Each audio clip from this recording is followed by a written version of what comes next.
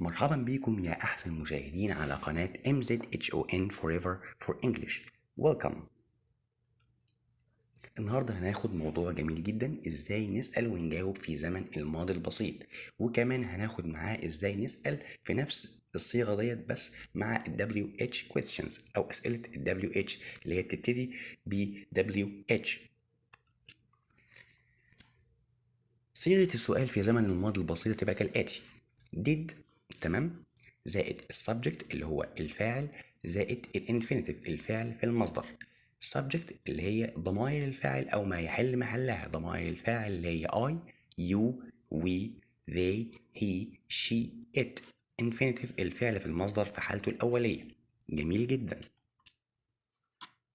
صيغة ال WH question هيبقى WH question زائد did زائد السبجكت الفاعل أو الضمائر بتاعة الفاعل أو ما يحل محلها زائد الانفينيتيف المصدر. ال WH questions اللي هي what, where, why, how. كويس جدا.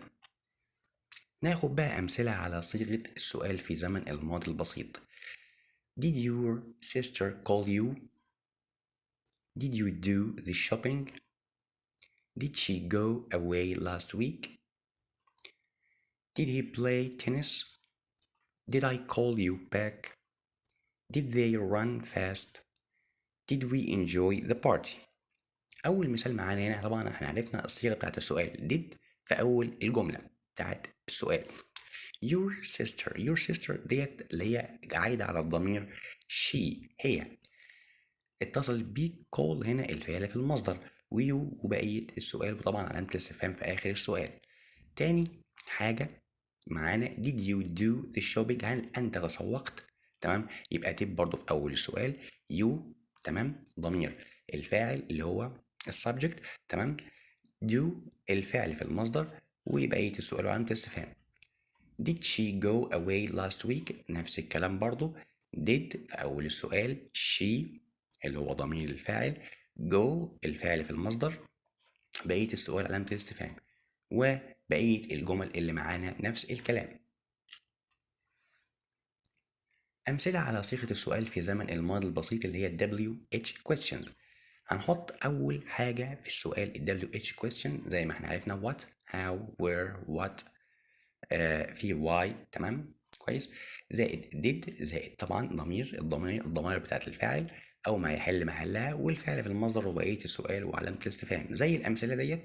What did you do last night؟ هنلاحظ هنا في المثال دوت what did اهي وادي WH question في الأول وبعديها did وطبعا السبجكت والفعل في المصدر وبقية السؤال وعلامة الاستفهام. نفس الكلام هنا برضو how did the accident happen؟ how did the accident happen؟ كويس، how تمام في الأول السؤال، تمام، زائد did زائد السبجكت طبعا اللي هو الفاعل، تمام، the accent اللي هي it، تمام، زائد happen وبقية السؤال وبناء عليه بقية الأمثلة. الإجابة على السؤال في زمن الماضي البسيط، لو احنا موافقين على السؤال دوت هتبقى الإجابة ب yes زائد ضمائر الفاعل كلها اللي هي subject I, you, we, they, he, she, it زائد did. كويس. لو احنا بقى مش موافقين هيبقى الإجابة بنو زائد ضمائر الفاعل كلها I, you, we, they, he, she, it زائد did not أو didn't. جميل جدا. أمثلة على إجابة السؤال في زمن الماضي البسيط. هنسأل سؤال وهنشوف إجابته إيه. Did you see هبة yesterday؟ Yes I did. أنا هنا موافق على السؤال yes في أول الجملة و I ضمير فاعل subject did. Did it rain on Sunday؟ هل هي مطرت يوم الأحد؟ No it didn't. برضو هنا مش موافق على السؤال فحطيت no والضمير الفاعل it اللي هو عايد على السماء يعني السماء اللي بتمطر we didn't.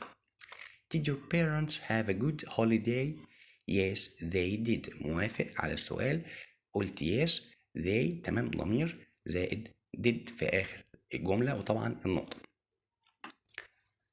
شكرا جزيلا على وقتكم، استمتعت جدا بالوقت معاكم، أتمنى متعة المشاهدة وإن شاء الله نلتقي في حلقات قادمة وفيديوهات في اللغة الإنجليزية. والسلام عليكم ورحمة الله وبركاته.